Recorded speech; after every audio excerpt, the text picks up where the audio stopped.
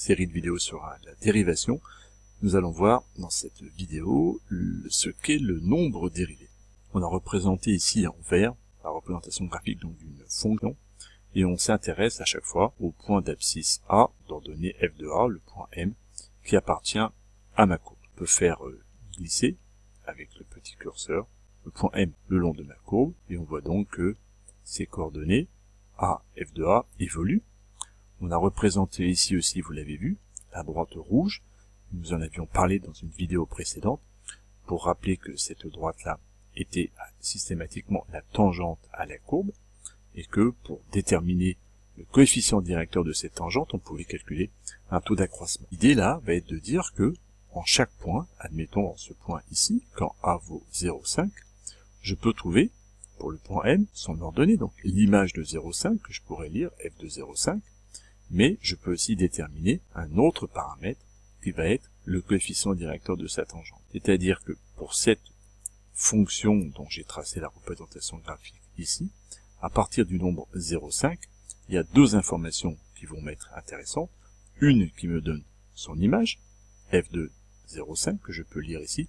et une autre information qui n'a rien à voir, mais qui est déterminante, qui va être le coefficient directeur de cette tangente en ce point-là. Et c'est ce coefficient directeur qu'on va appeler nombre dérivé. C'est-à-dire qu'on va donc créer une nouvelle fonction à partir de ma fonction f, une fonction qui est dérivée de cette première fonction, qui, pour l'antécédent A, va me donner non pas l'image f de A, mais le coefficient directeur de ma tangente. Ça va être peut-être un tout petit peu plus clair avec le tableur que le géométriseur me permet d'intégrer. Quand j'ai A qui vaut 0,5 comme ici, alors l'ordinateur me dit que l'image de 0,5 f de 0,5 vaut moins 1,25, ce qu'on observe ici. L'image de 0,5 vaut effectivement moins 1,25, et il me détermine aussi, par le calcul, ce qu'on va appeler f', avec une petite prime là, de 0,5, qui lui va être le coefficient directeur de ma tangente. On voit bien que la droite là, elle descend, ma fonction là, associée serait décroissante, et donc il est logique de trouver un coefficient directeur qui est négatif. On peut déplacer point M, venir par exemple ici, j'ai un antécédent A qui vaut 1,1, l'image de A de 1,1 vaut moins 2,08 d'après l'ordinateur, et là, f' de A vaut moins 0,54, il est toujours négatif, la tangente en ce point ici est toujours une droite qui descend, ce serait une fonction qui serait décroissante, une fonction affine décroissante, et si je continue, on comprend bien ce qui va se passer, avec un antécédent qui grandit encore, je suis en 1,3, les images maintenant valent moins 2,07, et maintenant on observe f' de A, donc f' de 1,3, qui maintenant vaut 0,74, qui est positif, ce qui est cohérent puisque ma droite maintenant monte, la fonction devient croissante. Il faut donc comprendre, c'est l'objet de cette vidéo, que maintenant, à partir d'une fonction qu'on va vous donner et d'un antécédent, on pourra calculer deux choses.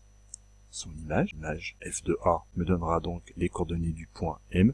et à partir de ce même antécédent, on va créer une nouvelle fonction, qu'on va appeler fonction dérivée, et qui me donnera pour cet antécédent-là, non pas l'image, mais le coefficient directeur de la tangente. Et donc ici,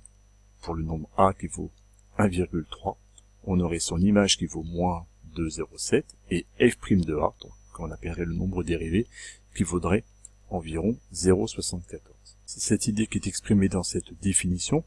où on me dit que si on a une fonction qui est définie sur un intervalle D, à partir du moment où je me prends un antécédent A qui appartient à mon intervalle sur lequel ma fonction est définie, une fois que j'ai ces deux conditions qui sont respectées, on va dire que ma fonction f est dérivable en A, pour l'antécédent A, lorsque la limite que nous avions vue dans une vidéo précédente, la limite du taux d'accroissement de ma fonction quand h tend vers 0, quand cette limite-là existe.